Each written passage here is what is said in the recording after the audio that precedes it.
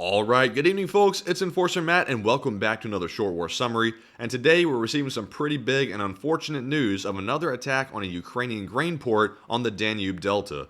Not good to say the least, and it's a rather sizable attack, and it looks like it has definitely damaged that port significantly. So let's go ahead and jump right into our first news article here, which is from Visegrad 24. It says Russia attacked the port of Izmail last night. It's Ukraine's largest port on the Danube Delta and is located just across the border from Romania, which is obviously a NATO member, and 15% of the city's population are Romanians and Bulgarians, and many ethnic Turks also live there. Now, another significant component of this attack is once again, Russia is attacking right on the border of a NATO member country, which is Romania. Very dangerous and very risky. The Russians are not known for accuracy, and by launching attacks right on the border this close, it runs the risk of creating a very bad situation if that were to cross over into Romania and strike something over there. Obviously, the Russians have been getting more aggressive toward NATO. It's unclear if they're trying to provoke a larger confrontation or they're simply trying to lash out. But whatever's going on, Russia is certainly getting more aggressive, and that is not good for peace. Obviously not. So we'll have to keep an eye on that. And also we see here in this video, which I'll briefly show, it shows here's the Danube River. And over here we see the large fire that has broken out at the grain port. It's a rather sizable fire, and it looks like the damage will probably be pretty significant. So not good to say the least, and we'll have to follow this and see if we can get some more details later about how exactly bad this was damaged. So we'll have to follow this further. But moving on to our next news article here, we have some news about the Black Sea grain deal, and this is from Ukrainska Pravda in English. It says, we can get Russia to resume its participation in the grain deal with a unified voice, says the column of EU top diplomats. And once again, this is prefaced by a little information that I want to give you, that yesterday we heard and were able to somewhat confirm that an Israeli vessel made it through the Russian Black Sea blockade. It was called the AMS-1, and many outlets have now reported that it did indeed make it through to Ukrainian port. So with that being said, that provides some context to let us know that either the Russian Black Sea blockade was a bluff or the Russians are unwilling to enforce it when it comes to some vessels. So I think Russia has realized that their bluff might have been called, and now all of a sudden they're looking to resume participation in the grain deal, according to these top diplomats.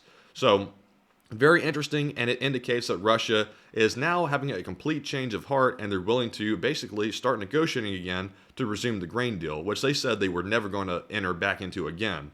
And we also have some more news about the grain deal, by the way. This post is from Clash Report. It says, Turkey's Erdogan and Russia's Putin agree to Putin's visit to Turkey.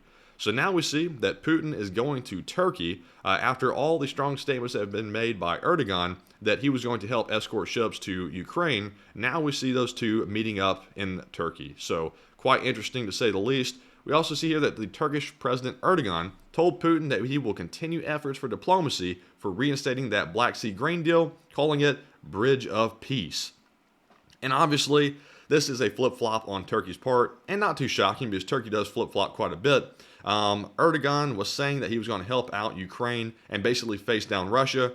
It looks like that has pretty much gone out of the window, and he's resorted back to diplomacy. Nothing wrong with diplomacy, but I'm not sure if it's going to get anywhere too fast with Putin because he's looking to cause problems and basically hold up the grain deal, and that's why he keeps attacking Ukrainian grain ports, is to disrupt that supply as well. He's determined not to let Ukraine export any more grain. So we'll have to see where this goes. Calling it a bridge of peace, though, gotta say, not a fan of that. But anyways, moving on to our next post, we have another one from Clash Report. And it says here that we have a picture, actually, of a soldier standing next to the Polish border sign, and it looks like he's wearing a Wagner patch down here, and he's also got a Russian flag patch on top of his uniform right here as well. And it says here that it's a photo of a Wagner PMC member on the border with Poland, and it's been circulating around the internet. And you'll look at this photo right here, and some people might think right off the bat, that's not good. That's a Wagner soldier right on the border of Poland. And that would be a legitimate concern. However, this photo right here, which has been fooling a lot of people, is actually completely fake. This is not a Wagner soldier whatsoever. And as you can see down here, it turns out that this is actually a Polish soldier. As you can see right here, this is the original photo, this top one right here. And the Russian propagandists got a hold of it and put a Wagner patch on it with Photoshop and tried to pretend like it was a Wagner soldier on the Polish border to create fear. And it looks like it fooled a lot of people because I saw it circulating around for some time before anyone caught it. And now it looks like it's being brought to light exactly who this is. So good to know that it's not the Wagner, and also a lame attempt on Russia's part to try to create more fear and division. So with that little bombshell out of the way, let's move on to our next post. It's from Clash Report as well. And it says school children will be taught a new discipline called Defense of Ukraine. It will include knowledge of first aid, mine safety, UAV control, and terrain orientation. And the pilot of the project is planned to be launched in September in schools of various regions in Ukraine. And on this one, I do understand why they'd want to do this. Obviously, Ukraine's in a fight for survival right now, and unfortunately, the children might be dragged into that as well. But I have to say, it's very unfortunate to hear that the children, instead of enjoying their childhood, are now having to learn mine safety as well as basic survival tactics to basically stay alive in a war. Very unfortunate to hear. I really hate to hear that when children are involved. I'm sure a lot of other people are as well. But, certain circumstances warrant this situation, and sadly, this is one of them. And it's an unfortunate side effect of war, is inevitably the children end up having to be affected as well, thanks to Russia's brutality. But anyways, moving on from that story and moving into our next one, we have a post here from Visegrad24. It says, there have been more and more cases in recent days of Russians setting fire on military enlistment offices, and it seems like mass mobilization isn't greeted with enthusiasm by some Russians who don't want to get to see a HIMARS strike up close. And that could be. And we are seeing here that the Russians are getting a little bit more violent toward their own enlistment offices here, and also the Russian government in their own right. Obviously, they can't go too crazy because Russia is an authoritarian state, and you can't simply lash out without getting arrested or potentially killed. Well, we see here that they're attacking the enlistment offices with Molotovs or something of that effect, and the Russians are lashing out. So, what we know here is that the Russians are going to try to cause as much chaos as possible to try to send a message to the Russian government, and we're out to see if it gets anywhere. And there could be many reasons for this. It could be that mass mobilization is finally starting to get to the people again. It could be that they see that the war is not going their way and they simply want it to end. There's multiple reasons this could be happening, and we'll just have to wait and see if we can get a clear answer on that. But it may not be anytime soon. But moving on to our next article here, we have one about the ruble. And we typically don't talk about the Russian economy too much on the channel because it gets pretty technical, it gets pretty boring pretty quickly. But we see here that the ruble is losing even more value in the midst of Russia pretty much losing on every front. It says the ruble has lost 6.8% to the US dollar this month. And it looks like here, according to the chart, $1 US equals 93.74 Russian rubles. Absolutely terrible in devaluation on the Russian ruble.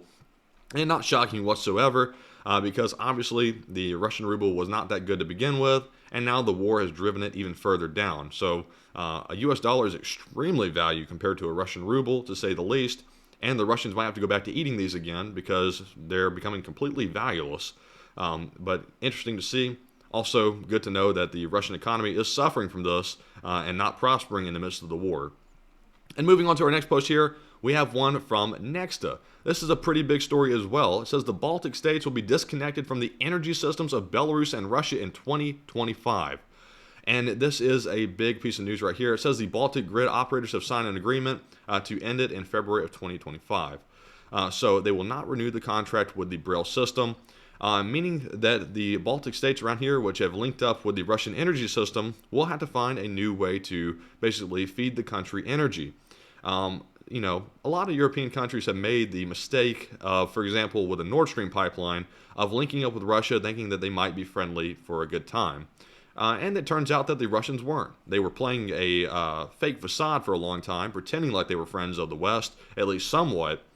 And then when this war started, their true colors really came out. A lot of people predicted that already, but some people didn't see it coming, shockingly enough, and some of those people happen to be in charge of these countries. So now they're learning the hard way that you shouldn't have linked up with Russia to begin with. I know there were already some pre-existing energy systems there, but also they've already had the opportunity to disconnect before, and they haven't. So bad decision on their part, to say the least.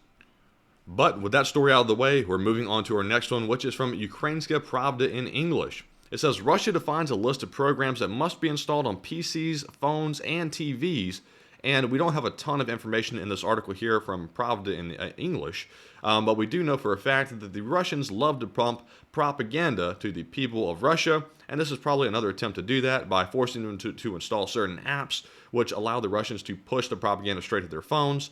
We also do know for a fact that in Russia, even in poor households, pretty much everyone has a TV, because that's how important the propaganda is to get to the Russian people, is that they'll have a TV versus having basics like, for example, air conditioning or cooling or heaters. But they will have that TV, though, because for obvious reasons, Putin wants to get right in front of the faces of the Russians to ensure that they're fed only his narrative. Not shocking, and it's been happening for quite some time, actually. So, moving on to our final news post of the day. So, switching gears from Ukraine for just a minute to cover something about Taiwan, and it's from Clash Report. It says, the President of the United States will ask Congress to finance arms for Taiwan as a part of the additional budget for Ukraine, and the White House request is aimed at speeding up the supply of arms to Taipei amid a growing threat from China. And I'm not sure if I'm misunderstanding this here, but it appears that the President of the U.S. wants to fund Taiwan arms via the Ukraine budget. I'm not sure if that means they're taking away from the Ukraine budget to try to help fund Taiwan to speed things up, or does that mean they're adding to the Ukraine budget to support Taiwan? I'm not really sure which one it is, but whatever the circumstances, I hope they aren't taking money away from Ukraine to give to Taiwan, because Ukraine still needs that money desperately right now to make sure that they can still fight this counteroffensive in an effective way. Hopefully that support going to Taiwan doesn't reduce anything for Ukraine, but you never know. Things are unpredictable when it comes to support, especially in this current climate we're in, and we'll have to wait and see exactly what happens with that. But that was our last news story for the day. I hope you found this video informative. If you would, please press the like button and subscribe as well. Also, go peep our Twitter page. Our Twitter handle is @It'sTheEnforcer on Twitter, and we will see you over there. Be sure to give us a follow and to get the news as it comes out. We post it daily as it happens on Twitter. And also, if you want to support us, you can go to our Patreon page. The link is in the description below, and you can support us on Patreon to help us keep pumping out videos just like this, and also doing live streams every day at 10 p.m. Eastern. So thank you all for watching, and bye-bye for now.